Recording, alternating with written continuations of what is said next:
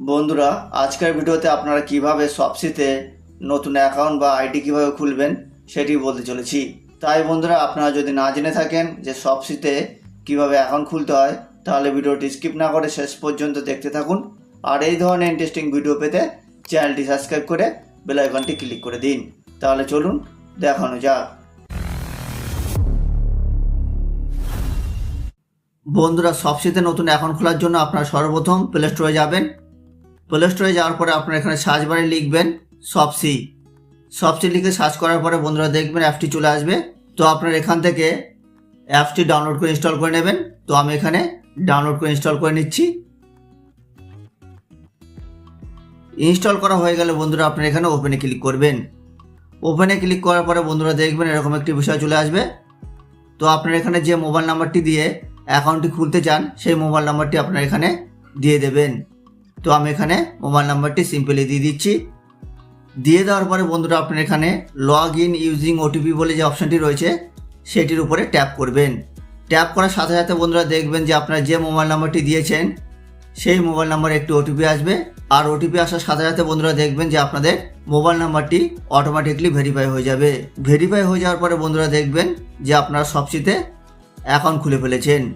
শপসিতে আপনার অ্যাকাউন্ট তৈরি হয়ে যাওয়ার পরে আপনাদের সামনে এই ধরনের একটি পেজ ওপেন হবে। তো আপনারা এখানে অ্যাকাউন্ট বলে একটি অপশান দেখতে পাবেন। তো আপনারা সেখানে ট্যাপ করবেন। ট্যাপ করার পরে বন্ধুরা আপনারা স্ক্রল ডাউন করে নিচে চলে আসবেন। নিচে আসার পরে আপনারা এখানে এডিট প্রোফাইল বলে একটি অপশান দেখতে পাবেন। তো আপনারা সেখানে ক্লিক করবেন। ক্লিক করার পরে বন্ধুরা দেখবেন এরকম একটি পেজ ওপেন হবে। তো আপনাদের এখানে ফুল ডিটেলস দিতে হবে, অর্থাৎ আপনারা এখানে ফার্স্ট নেমের জায়গায় আপনাদের নাম দেবেন। তো আমি এখানে দিয়ে দিচ্ছি। নাম দিয়ে দেওয়ার পরে আপনার লাস্ট নেমের জায়গায় আপনাদের পদবি বা টাইটেল দেবেন। এগুলি দিয়ে দেওয়ার পরে আপনার উপরে জেন্ডার বলে একটি অপশান দেখতে পাবেন। তো আপনারা এখানে আপনাদের জেন্ডার দিয়ে দেবেন। জেন্ডার দিয়ে দেওয়ার পরে আপনার নিচে ইমেল আইডি বলে একটি অপশান দেখতে পাবেন।